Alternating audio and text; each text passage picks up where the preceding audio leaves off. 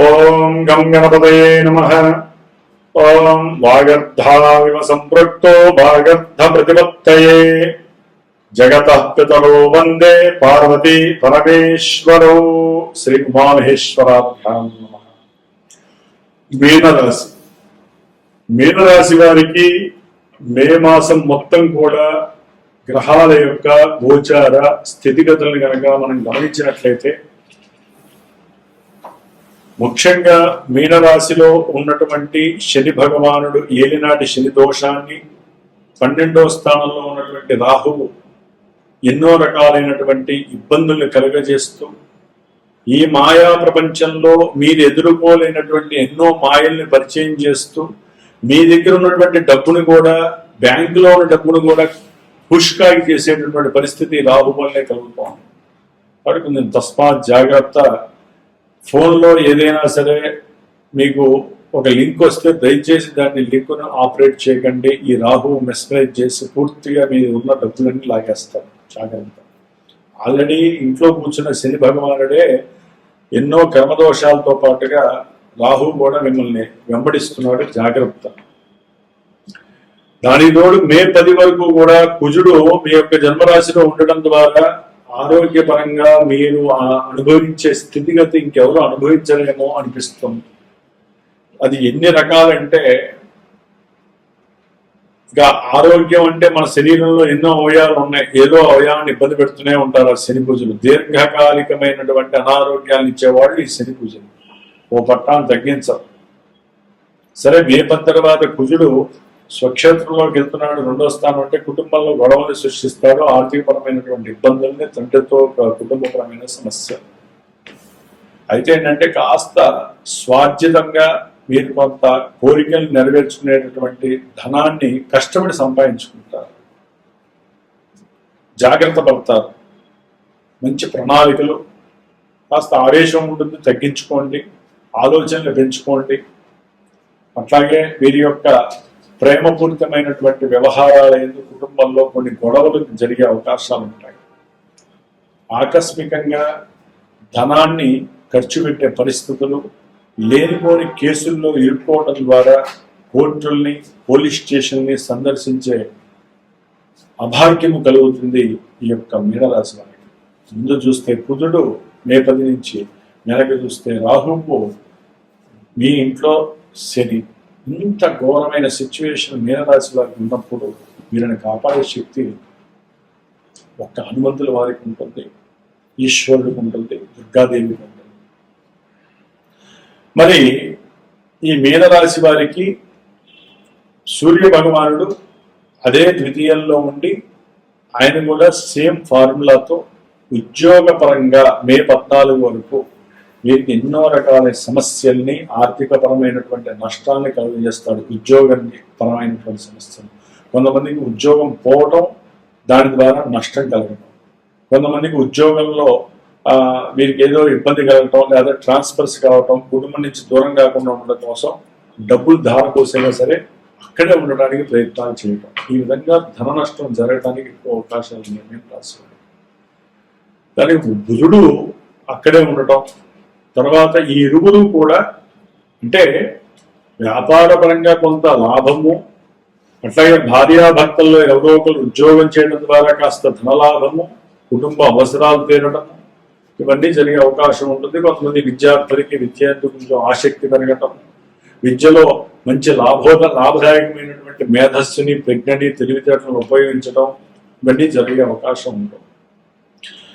రవి బుధుడు మే 15 తర్వాత 3వ స్థానంలోకి మారినప్పుడు చేసేటటువంటి ఉద్యోగ ప్రయత్నాలు ఎంత కఠినంగా ఉన్నా, సంఘంలో వీరికి ఎన్ని అపోజిషన్స్ ఎదురైనా, వీరికి ఉన్న తెలివితేటలు, వీరికి ఉన్నటువంటి ఆత్మస్థైర్యం, వీరికి ఉన్నటువంటి పంక్చువాలిటీస్, ప్రణాళికలు, వీరికి ఉన్నటువంటి దైవబలం, అనుష్ఠాన బలం నుంచి ఉద్యోగం మంచి ఉద్యోగానికి ఇంటర్వ్యూ ఇవ్వడం, వెంటనే పని అయిపోవడం. కొంతమంది ఉద్యోగాల్లో దానికి సంబంధించిన ఎగ్జామ్స్ రాసి చక్కగా ధనాన్ని ఇంప్రూవ్మెంట్ చేసుకునేటటువంటి ప్రయత్నాలు చేయడం. ఇట్లా రవి భగవానుడు అనుకూలిస్తున్నాడు మే 15 తర్వాత. చతుర్థంలో ఉన్నటువంటి గురుడు విద్యాపరంగా కొన్ని ఆటంకాలని, బంధువుల పరంగా కొన్ని ఇబ్బందుల్ని, ధనపరమైనటువంటి సమస్యల్ని, భార్యాభర్తల మధ్య ఈ శని భగవానుడు దృష్టి పడటం ద్వారా, శని భగవానుడి యొక్క దృష్టి రవి మీద పడుతుంది, సప్తమమైనటువంటి ఆ యొక్క కన్యారాశి మీద పడుతుంది. అంటే వివాహం కొంతమందికి అవుతుంది, దాని పరమైనటువంటి ఎడబాట్లు జరుగుతాయి, కోర్టు సమస్యలు జరుగుతాయి, దాని గురించి చర్చలు జరుగుతూ ఫెయిల్ అవుతాయి. దానికి తండ్రి మూల కారణం కావచ్చు, కుటుంబంలో ఎవరో ఒకరు తండ్రి తన బంధువులు మూల కారణం కావచ్చు. ముఖ్యంగా బంధువులు ఇంటర్ఫీర్ వలన అసలు వివాహ వ్యవస్థలో వివాహం చేసుకొని విడిపోయి కలవని వాళ్ళు కోకొల్లగా ఉన్నారు. దంపతుల మధ్య ఎవ్వరూ రాకూడదు, మీరు మాత్రమే, మీ ఇద్దరు మాత్రమే చర్చించుకోండి. ఎప్పుడు కూడా విడిపోయినా మీరే కారణం అవ్వాలి, కలిసినా మీరే కారణం అవ్వాలి. మూడో వ్యక్తి రావడానికి అర్హత లేదు. తల్లిదండ్రులని కావచ్చు, అన్నదమ్ములని కావచ్చు, గుర్తుపెట్టుకోండి. వాళ్ళు మంచి వాళ్ళేనండి, కానీ గ్రహాలు మంచిగా ఉండవు కదా. మీ మధ్య కాపురం చేసినప్పుడు ఆ ప్రేమానురాగాలు, అనుబంధాలు ఎలా ఉంటాయో మీకే తెలుస్తాయి. ఆ తల్లిదండ్రులకి, ఈ తల్లిదండ్రులకి, అన్నదమ్ములకి ఎట్లా తెలుస్తాయండి? బహుబంధుత్వాలే అంతే. పెళ్ళైన తర్వాత సంబంధం ఉండకూడదు ఎక్కువ. సంబంధం ఉంటే కుటుంబాలు చీలిపోయి లాయర్లు బాగుపడుతున్నారు, న్యాయస్థానాలు బాగుపడుతున్నాయి, ఆర్థిక వ్యవస్థ నాశనం అయిపోయి దంపతుల మధ్య అసలు సరైనటువంటి శారీరక రిలేషన్స్ లేక, ఒకవేళ పిల్లలు పుడితే ఆ పిల్లల మీద ఎఫెక్షన్ పడి వీళ్ళు ఉద్యోగాలు చేస్తున్నారు, ఆడవాళ్ళు మగవాళ్ళు. ఆ డబ్బు ఎందుకు పనికి వస్తుందో తెలియదు, ఆ డబ్బులు ఎవరికి పెడుతున్నారో తెలియదు. అసలు అంతా సరైనటువంటి సిస్టమ్ లేక భార్యాభర్తల మధ్య ఎన్ని ఇబ్బందులు పడుతున్నాయి. ముఖ్యంగా మీనరాశి గారికి శని దృష్టి గురించి చెబుతున్నానండి. అందుకనే కొంతమందికి అయితే వివాహ ప్రయత్నాలు చేస్తారు, చక్కగా మాట్లాడుకుంటారు, ఫెయిల్ అయిపోతాయి. కొంతమందికి ధనపరంగా వివాహానికి కొన్ని మాటలు ముచ్చట్లు జరుగుతాయి, సమయానికి ఆ ధనం లేక వివాహాలు దూరం అయిపోయిన వాళ్ళు కొంతమంది ఉన్నారు. కాబట్టి ఇప్పుడున్న కాలమానంలో అయితే వీటితో సంబంధం లేకుండా వాళ్ళకి చక్కగా డబ్బులు ఉంటాయి, మంచి ఉద్యోగాలు వస్తాయి, మంచి ఉద్యోగాలు ఉంటాయి, ఇల్లులు ఉంటాయి, వాహనాలు ఉంటాయి, మంచి పరపతి ఉంటుంది, అన్నీ ఉంటాయి. వ్యాపారంలో కూడా మంచి లాభాలు ఉంటాయి, మంచి కుటుంబపరమైనటువంటి సపోర్ట్ ఉంటుంది. కానీ ఆడపిల్లలు ముందుకు రావట్లేదు వివాహానికి. ముఖ్యంగా పురుషులకి వివాహం కావట్లేదు, స్త్రీ ఆకర్షణ లేకపోవటం వల్ల. సరే, జాతకాల్లో సర్పదోషాలు ఉంటాయి, కుజదోషాలు ఉంటాయి, పునర్భూ దోషాలు ఉంటాయి, స్త్రీ శుక్రదోషాలు ఉంటాయి, పితృదోషాలు, ఎన్ని దోషాలు ఉన్నా సరే అవన్నీ పూజలు అయిపోతాయి, హోమాలు అయిపోతాయి, అభిషేకాలు అయిపోతాయి. ఇప్పటి వరకు అన్నీ చేసేసారు, కానీ సంబంధాలు వస్తే వెళ్ళిపోతాయి. సంబంధాలు పెళ్లి చేసుకుంటారు, విడిపోతున్నారు. ఇంకో పెళ్లి చేసుకుందామంటే అసలు ఒక పెళ్లి కాక అలాడుతుంటే రెండో పెళ్లికి మళ్ళీ ప్రయత్నంగా ఉంటారు. ఆ పెళ్లిళ్ళు కూడా అనుకూలంగా ఉండవు. అంతటి ఘోరమైన పరిస్థితి నడుస్తున్న వాళ్ళ కోసంని మరి ఈ జూన్ 2వ తారీఖున గురుడు కర్కాటక రాశిలో ఉచ్చస్థితిలో సంచరించే సమయంలో జూన్ 2వ తారీఖు మంగళవారం రోజున హైదరాబాద్లో నా యొక్క సమక్షంలో వేద మంత్రాలతో, బ్రాహ్మణుల యొక్క సహాయ సహకారాలతో ఎవరైతే 27 సంవత్సరాల నుంచి 42 ఏళ్ల మధ్యలో పెళ్లి కానటువంటి పురుషులు ఉన్నారో వారు కనుక ఈ నెంబర్కి కన్సల్ట్ చేసిగలిగితే ఇక్కడ దగ్గరలో ఉన్న వాళ్ళు వచ్చి కళ్యాణం చూడొచ్చు, పార్టిసిపేట్ చేయొచ్చు, హోమం మీరే కూర్చొని చేసుకోవచ్చు. దూరంగా ఉన్న వాళ్ళకైతే నేను చేసి పెడతాను, వాళ్ళ యొక్క సంకల్పం చెప్పి. ఈ యొక్క కన్యా పాశుపత రుద్రహోమము ఎంత విశేషమైనదంటే రేపు పెళ్లి లేని తర్వాత మీరు నాకు చెప్పాలి. సుబ్రహ్మణ్య కళ్యాణం వల్ల సర్పదోషాలు, కుదోషాలు తొలగిపోతాయి. కాబట్టి ఈ యొక్క మంచి సదవకాశాన్ని మీరు చక్కగా పార్టిసిపేట్ చేయండి. ఎందుకంటే మేము ఆ పూజలు చేసాం, ఈ పూజలు చేసాం. ఎందుకంటే జన్మజాతకము చాలా మందికి తెలియట్లేదండి. కొంతమంది ఫోన్లు చేసి గురువు గారు మాకు నష్టాలేం లేవండి, ఉన్నతుల కష్టాలన్నీ కూడా ఎదుర్కొని మేము బయటకు పడతా ఉంటారు. బయటపడరు, ఆ దశలు అంతర్దశలు బయటపడేస్తాయి.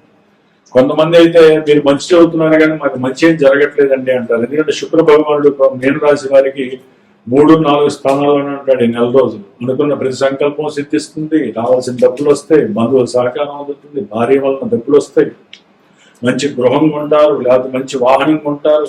మరి శుక్రబలం బాగుందండి, మాకేం కలగట్లేదండి. మనం పుట్టినప్పుడు జన్మజాతకం ఒకటి యాక్టివేట్ అవుతుంది, లగ్నం ఉంటుంది. ఆ లగ్నానికి సంబంధించి కొన్ని గ్రహాలు చంద్రుడిని బట్టి దశలు అంతర్దశలుగా ఇప్పుడు ప్రిపరేషన్ అయ్యి, ఇప్పుడు గనక అనుకూలించే గ్రహస్థితులు ఉంటే ఈ ఏలినాటి శని ప్రభావం తగ్గుతుంది, దశలు అంతర్దశలు మిమ్మల్ని కాపాడుతాయి. అదే మరి ఇందాక గృహము వాహనం ఉన్నారు, మంచి విద్య అన్నారు కదా అంటే, దశలు అంతర్దశలు గనక ప్రతికూలంగా ఉన్నట్లయితే గనక లేనిపోని వ్యవస్థలు అవస్థలు మిమ్మల్ని చుట్టుపెట్టే అవకాశం ఉంటుంది. కాబట్టి సరైన గురువుని మీరు కన్సల్ట్ అవ్వడం, మీ జ్యోతిష్యం, చాలా మందికి జన్మ రాశి జన్మ నక్షత్రం తెలిస్తే చాలు, పెళ్లిళ్ళు అయిపోవాలి, మాకు సంతానం కలగాలి. ఎందుకు అవుతాయండి? ఎంతో లక్షల మంది కోట్ల మంది ఉంటారు.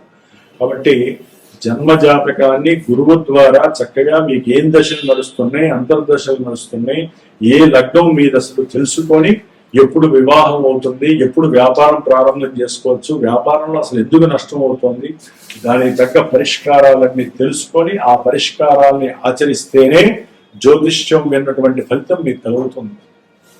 కాబట్టి మీరు చక్కగా ఈ యొక్క మీనరాశి వారు హనుమత్ జయంతి మే 12 వస్తుంది, హనుమంతుడి పూజలు చేసుకోండి. హోమం కావాలి పీఠం తరపున ఈ 12వ తారీఖున ప్రత్యేకించి 70 రోజుల పూజలో చివరి రోజు మే 12న నేను హనుమంతుడి హోమము, మృత్యుంజయ హోమము చేస్తున్నాను. అట్లాగే ఇంకో శుభవార్త ఏంటంటే, ఈ మీనరాశి వారికి శనిగ్రహ దోష ప్రభావం పోవటానికి మే 16వ తేదీన మంగళవారము, అమావాస్య శనివారము, మరి విశేషంగా ఈ యొక్క శని యొక్క పుట్టినరోజు, శని జయంతి జరుగుతుంది. ఈ రోజున కనుక అమావాస్య శనివారం ఎవరైతే శని యొక్క పూజలు కానీ అభిషేకాలు కానీ దానాలు చేస్తే శని దోషాలు అటు నిర్మాయం అయిపోతాయి. ప్రత్యేకించి కొంతమంది కోసం అడిగారని చెప్పి శని జయంతి రోజున మరి ప్రతి అమావాస్యకి నేను ఏదో ఒక పాశుపత హోమం చేస్తాను. ఈసారి ఈ హోమము శనీశ్వరుడు యొక్క మూల మంత్రంతో, వేద మంత్రంతో పాశుపత రుద్ర హోమం చేస్తూ, మృత్యుంజయ హోమము, నవగ్రహ నక్షత్ర హోమము, ప్రత్యేకించి అమావాస్య తిథి రోజులు పుట్టిన వాళ్ళకి అమావాస్య హోమం కూడా ఆచరిస్తున్నాను. కాబట్టి ఎవరైనా సరే ఈ హోమాదుల్లో పాల్గొనాలంటే ఈ నెంబర్కి ఫోన్ చేయండి, దానికి తగ్గట్టుగా చక్కగా మీరు కూడా పార్టిసిపేట్ చేయండి. ఆ యొక్క హోమం యొక్క రక్షణ కనుక మీరు పెట్టుకున్నట్లయితే చాలా విశేషమైన ఫలితం వస్తుంది. ముఖ్యంగా వివాహ యోగ్యత కోసం అయితే కనుక ఆ హోమ వస్మాన్ని 45 రోజులు పెట్టుకొని నేను ఇచ్చే కన్యా పాశుపత మంత్రాన్ని కనుక మీరు జపించినట్లయితే చక్కగా వివాహ యోగ్యం కలుగుతుంది, అనుకూలమైనటువంటి పరిస్థితులు కలుగుతాయి. కాబట్టి ఈ యొక్క మాసంలో మీకు ప్రతికూలతలు ఎక్కువగా ఉండే సందర్భము ఎక్కువగా ఉన్నాయి. కాబట్టి సాధ్యంత వరకు హనుమాన్ జయంతి రోజున హనుమాన్ చాలీసా ఈ మీనరాశి వారు 108 సార్లు కూర్చొని చెయ్యండి, మీరు అనుకున్న పనులన్నీ జరిగే అవకాశం ఉంది. జై హనుమాన్, జై శ్రీరామ్.